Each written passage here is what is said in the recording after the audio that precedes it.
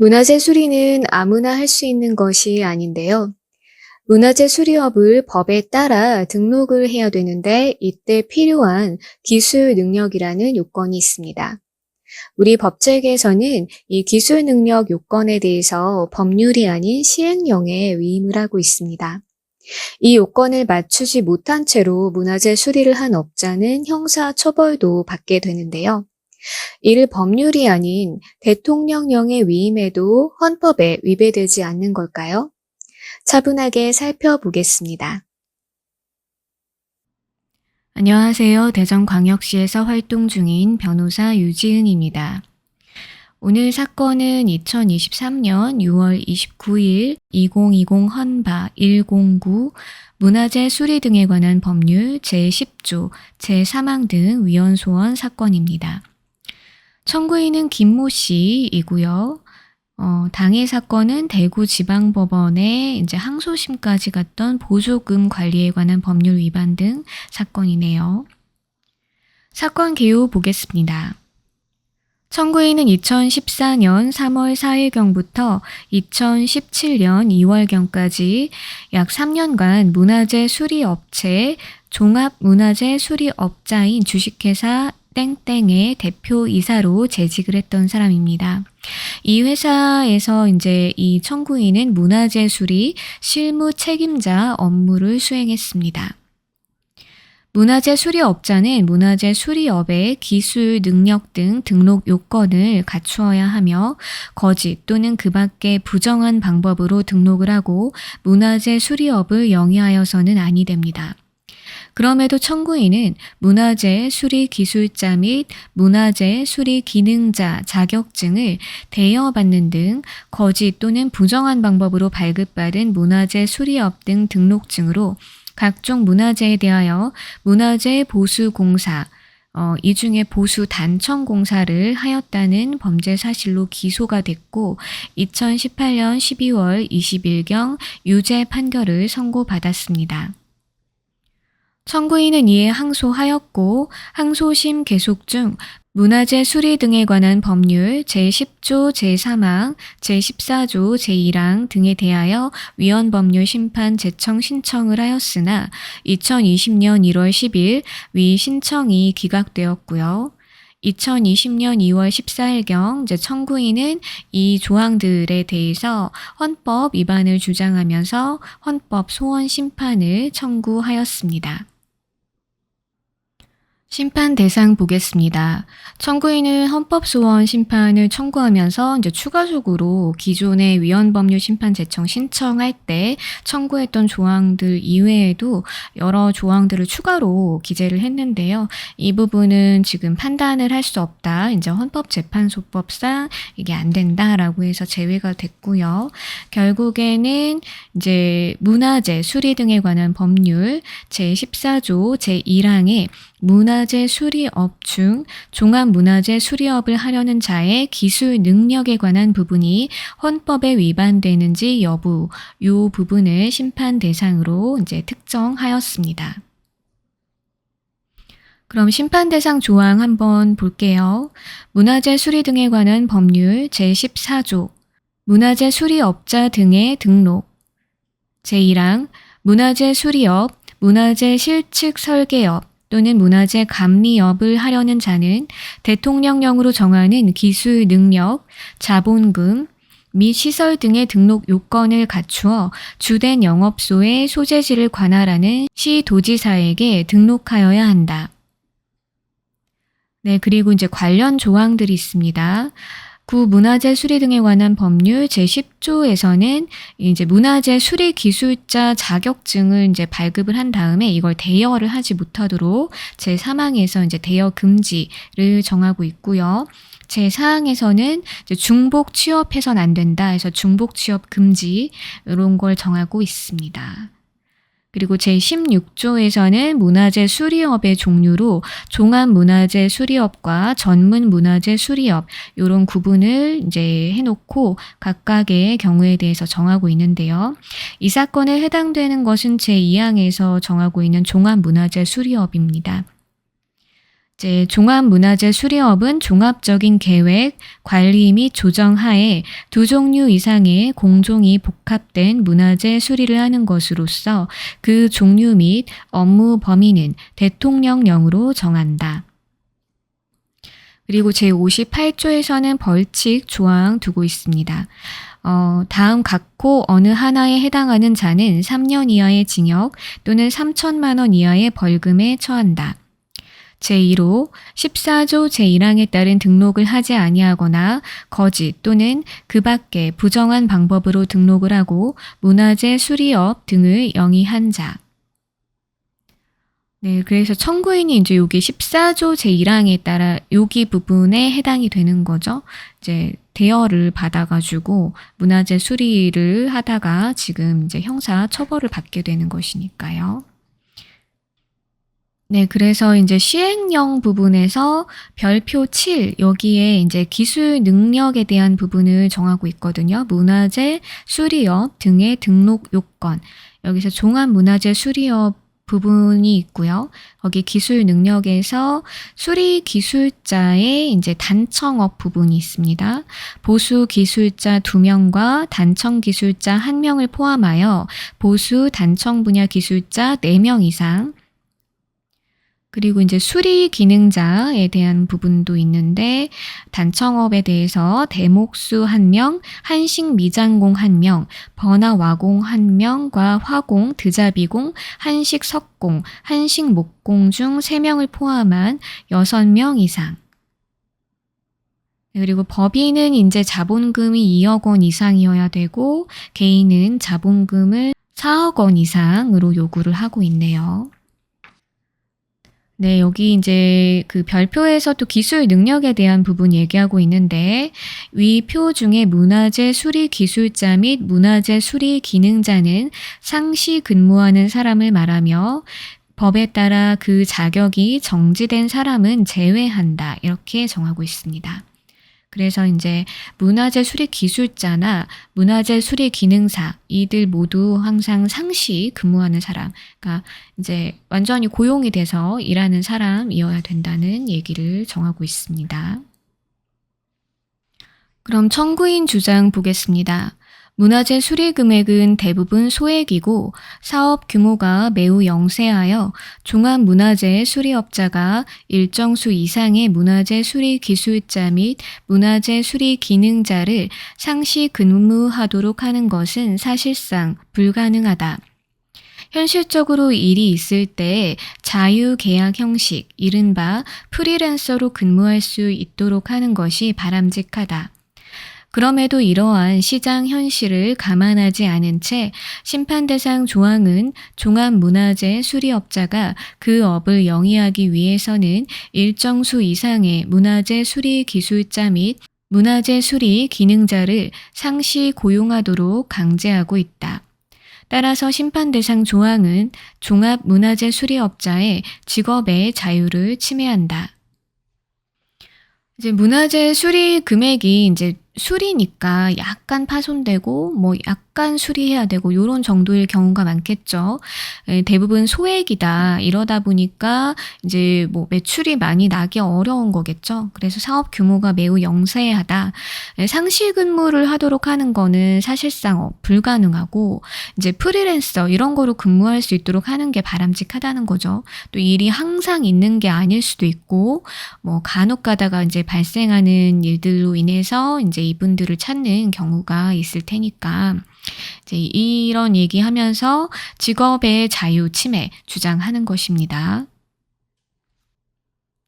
심판 대상 조항은 기술 능력 등 종합문화재 수리업 등록 요건에 관하여 구체적인 내용 전부를 대통령령에 위임하고 있는 바, 이는 결국 처벌의 대상인 구성 요건 전부를 대통령령에 위임한 것이어서 대통령령의 별표에 따라 형사 처벌의 대상이 달라지므로 죄형 법정주의 및 포괄 위임 금지 원칙에 위배된다.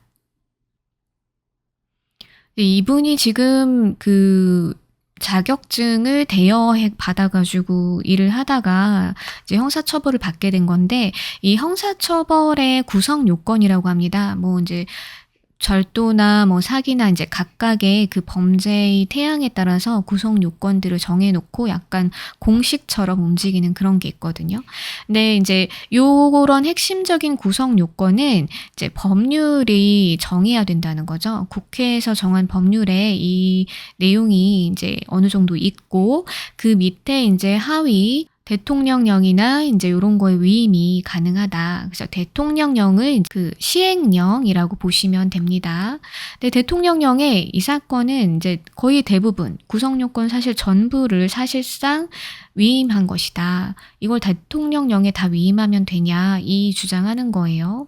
그래서 죄형 법정주의 및 포괄 위임 금지 원칙에 위배된다는 주장을 하고 있는 것입니다. 그러면은 이제 요거에 대한 헌법재판소의 판단 한번 살펴보겠습니다.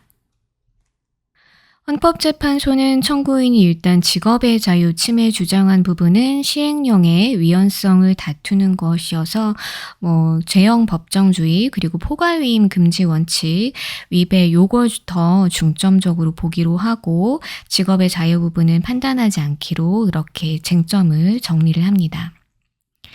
죄형 법정주의 및 포괄위임 금지 원칙 한번 보겠습니다. 헌법은 제12조 제1항 후문과 제13조 제1항 전단에서 죄형 법정주의를 천명하고 있는데 죄형 법정주의는 자유주의, 권력 분립, 법치주의 및 국민 주권의 원리에 입각한 것으로서 무엇이 범죄이며 그에 대한 형벌이 어떠한 것인가는 반드시 국민의 대표로 구성된 입법부가 제정한 법률로서 정하여야 한다는 원칙을 의미한다.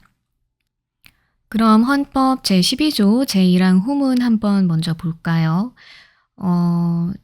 누구든지 법률에 의하지 아니하고는 체포, 구속, 압수, 수색 또는 신문을 받지 아니하며 법률과 적법한 절차에 의하지 아니하고는 처벌, 보안 처분 또는 강제 노역을 받지 아니한다.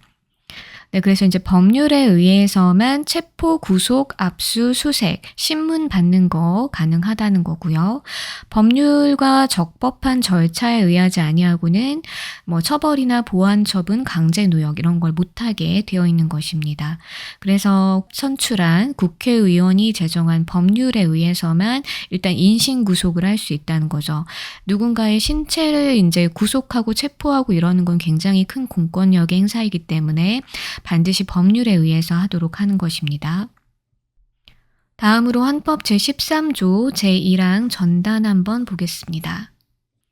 네, 헌법 제13조 제1항 모든 국민은 행위 시의 법률에 의하여 범죄를 구성하지 아니하는 행위로 소추되지 아니하며 요 부분까지가 전단인데요. 이제 행위를 할 때 제정되어 있는 법률로만 내가 범죄인지 아닌지 판단을 받고 이제 체포나 이런 거 재판받는 상황이 된다.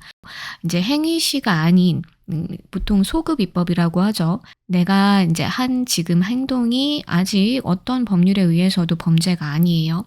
근데 1년 뒤에 만든 법이 내가 지금 요 과거에 했던 것에까지 소급 적용이 돼서 이렇게 되면 안 된다는 거죠. 그래서 이게 죄형 법정주의라고 해가지고 이제 대원칙 중에 하나입니다. 다음 읽어보겠습니다.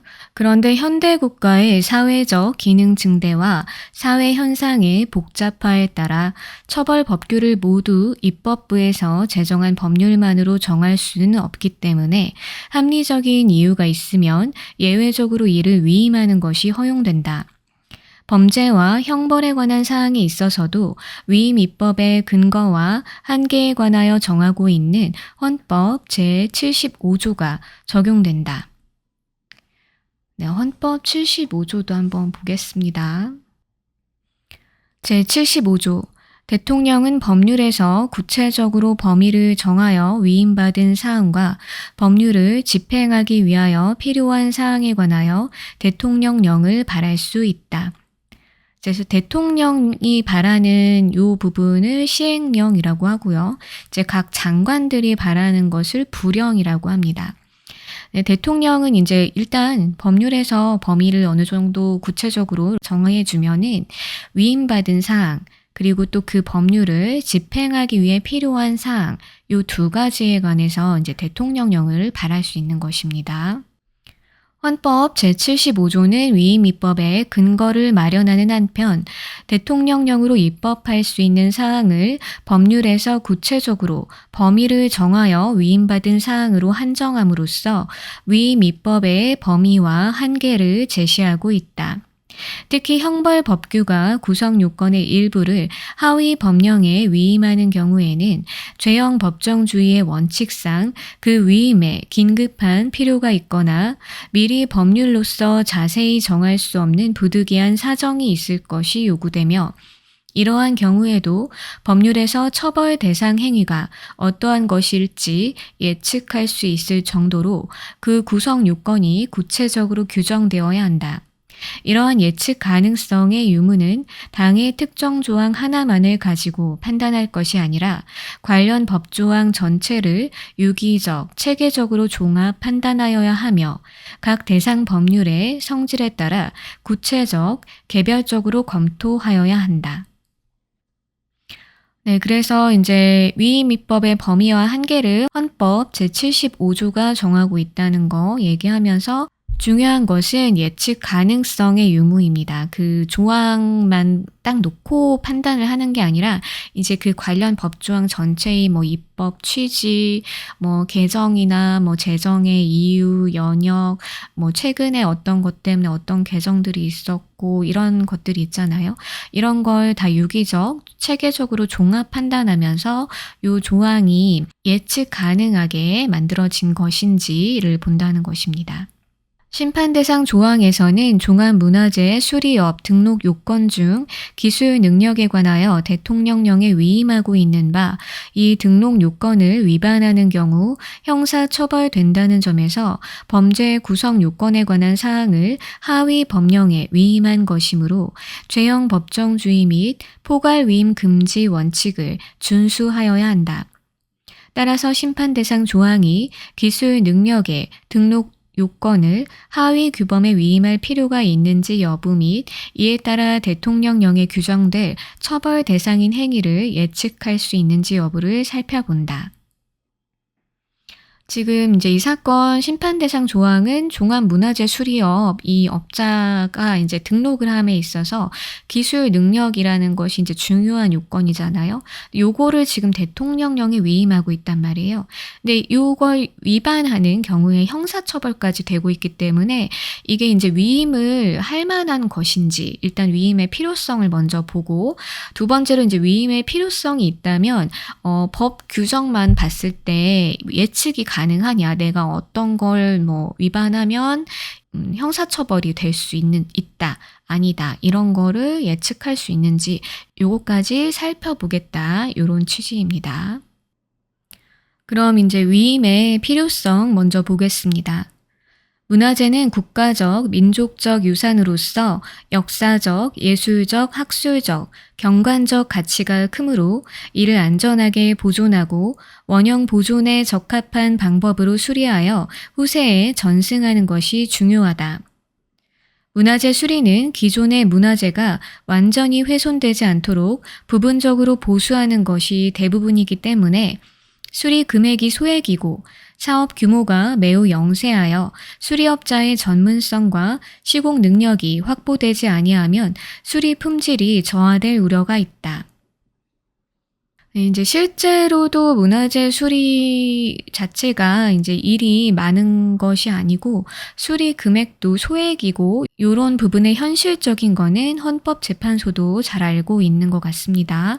사업 규모가 영세한 부분도 인정을 하고 있죠. 근데 그렇기 때문에 이제 더더욱 수리업자의 전문성과 시공 능력이 확보되어야 한다. 안 그러면 수리의 그 품질이 저하될 우려가 있다는 얘기를 하는 것입니다. 다음 읽어보겠습니다. 또한 종합문화재 수리업은 종합적인 계획, 관리 및 조정 하에 두 종류 이상의 공종이 복합된 문화재 수리를 하는 것으로서 영업 능력이나 자질 등이 부족한 자가 종합문화재 수리업을 하게 될 경우 문화재 수리의 품질 및 전문성을 담보할 수 없고 영업 질서의 투명성, 공정성 내지 문화재 수리업의 건전한 발전이 저해될 위험이 있다. 네, 이제 보면은 청구인처럼 이 자격증 뭐 이런 거를 대여해가지고 이제 하는 이런 경우들이 있을 수 있겠죠. 이 자격증이 별거 아닌 것 같이 생각할 수도 있겠지만 어쨌든 그 부분에 있어서 국가에서 중요하게 생각하는 어떤 특정 이제 수준 이상의 그 능력을 갖고 있는 것을 요건으로 하는 것이기 때문에 그들이 이제 일단은 문화재 수리를 하는 것이 맞겠죠. 요런 부분 얘기하는 것이고요. 네, 그런데 종합문화재 수리업의 등록 요건 중 하나인 기술 능력은 결국 전문성을 검증받은 기술 보유자에 대한 요건이 될 것인 바, 기술 능력 보유자의 인력 수급 상황, 보수가 필요한 문화재의 상태나 필요 정도, 문화재 보수에 관한 사회적 인식 등에 따라 달라질 것이므로 기술 능력에 관한 구체적인 사항은 문화재 수리의 품질 향상과 문화재 수리업의 시장 현실, 문화재 수리 기술 및 관련 정책의 변화 등을 고려하여 그때그때의 상황에 맞게 규율하여야 할 필요가 있다. 따라서 종합문화재 수리업의 등록 요건으로서 기술 능력의 세부적인 사항은 국회 제정의 법률보다 탄력적으로 대응할 수 있는 행정입법에 위임할 필요가 있다. 네, 지난 시간에도 얘기했듯이 이게 법률로 뭔가를 만들어 놓고 그거를 바꾸는 거는 시간이 꽤 걸릴 수 있는 부분입니다. 저희가 그 강제적 셧다운제 그게 이제 생겼다가 그 선택적 셧다운제가 시행이 되고 있어서 두 개가 같이 공존한 시간이 약 10년 정도 되거든요. 네, 이제 강제적 셧다운제를 게임 업체들이 이제 강제로 이렇게 의무로 지키도록 했던 그걸 없애는 데까지도 걸린 시간이 상당했던 걸 봤을 때 이제 법률은 아무래도 어떤 상황에 탄력적으로 대응하는 게 어렵다는 것입니다. 반면에 이제 대통령령으로 만드는 경우에는 대통령이 국무회의 거쳐가지고 뭐 하면 되는 부분이니까 훨씬 탄력적으로 대응할 수 있는 그런 행정입법이라는 거죠. 그래서 이 종합문화재 수리업의 등록 요건 중 하나인 기술 능력은 이제 그때 그 기술 능력 보유자의 인력들이 이제 얼마나 수급되고 있는지, 뭐 많은지 적은지, 또 뭐 보수가 필요한 문화재가 뭐 이제 거의 없거나 아니면 상당히 많거나 뭐 이런 여러 상황들이 이제 계속 달라지잖아요. 이런 거에 따라서 이제 그 대통령령으로 탄력 있게 대응할 수 있다. 그래서 위임의 필요성은 일단 인정이 된다. 이렇게 봤습니다. 다음 이제 예측 가능성 보겠습니다. 법은 문화재를 원형으로 보존 계승하기 위하여 문화재 수리, 실측 설계, 감리와 문화재 수리업의 등록 및 기술 관리 등에 필요한 사항을 정함으로써 문화재 수리의 품질 향상과 문화재 수리의 건전한 발전을 도모함을 목적으로 한다. 일단 이게 이제 법 1조에 있는 거고요. 제2장에서는 문화재 수리 기술자 그리고 문화재 수리 기능자에 관한 사항 규정하고 있고 또 제3장에서는 문화재 수리업 등의 운영에 관한 사항 규정하고 있습니다. 문화재 수리 기술자란 문화재 수리에 관한 기술적인 업무를 담당하고 문화재 수리 기능자의 작업을 지도, 감독하는 자를 말한다고 하네요. 그래서 문화재 수리 기술자가 이제 어떻게 보면 상사 같은 개념이겠죠. 문화재 수리 기능자는 그 밑에서 이제 기술자의 지도, 감독을 받아가지고 이 수리에 관한 업무를 이제 기능적으로 이렇게 담당하는 자, 이런 부분입니다. 이게 다 법에 지금 정해져 있다는 얘기를 하는 거예요. 그래서 이 문화재 소유자가 또 문화재 수리를 하려는 경우에는 원칙적으로 문화재 수리업자에게 수리를 이제 하도록 이렇게 정하고 있고, 문화재 수리 기술자 및 문화재 수리 기능자가 함께 또 수리를 하도록 하고 있는 부분. 이렇게 많은 부분이 지금 이 법에 정해져 있다는 거예요. 그래서 대통령령에 이제 규정된 내용은 문화재 수리의 품질 및 전문성을 담보하고 문화재 수리업의 건전한 발전을 도모하기 위하여 종합 문화재 수리업에 필요한 일정한 기술 및 자격을 갖춘 문화재 수리 기술자, 문화재 수리 기능자 등의 인원수 내지 수준 등에 관한 사항이 될 것임을 충분히 예측할 수 있다. 그래서 예측 가능성이 이제 전체적인 그 법의 체계적인 부분을 봤을 때 이제 가능하고 이게 인정이 된다라는 것입니다. 이제 현실적으로 영세한 업체들이 이제 많은 인건비를 사실 부담하면서 상시적으로 이제 고용을 하도록, 이걸 유지를 하도록 하는 것이 부담이 되는 건 맞을 것 같은데요. 이게 이런 열악한 상황이라는 걸 헌법재판소도 알고 있는 것 같고, 이제 이게 문화재청 이런 데서도 알고 있는 부분이겠죠.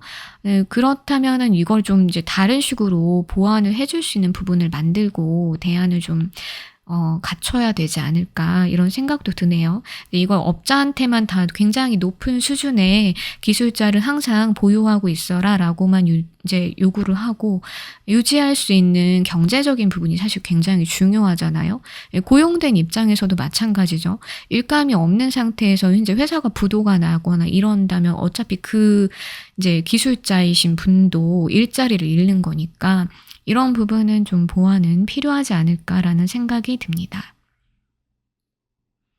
네, 그래서 이제 결론적으로 심판 대상 조항은 죄형 법정주의 및 포괄 위임 금지 원칙에 위배되지 않는다고 해서 재판관 전원 일치된 의견으로 이제 주문과 같이 결정한다고 결론이 났습니다. 주문 읽어보겠습니다. 문화재 수리 등에 관한 법률 제14조 제1항 문화재 수리업 중 종합 문화재 수리업을 하려는 자의 기술 능력에 관한 부분은 헌법에 위반되지 아니한다. 네, 그래서 이제 이 사건 위헌 소원은 기각 결정이 났습니다. 네, 지금까지 들어주셔서 감사합니다.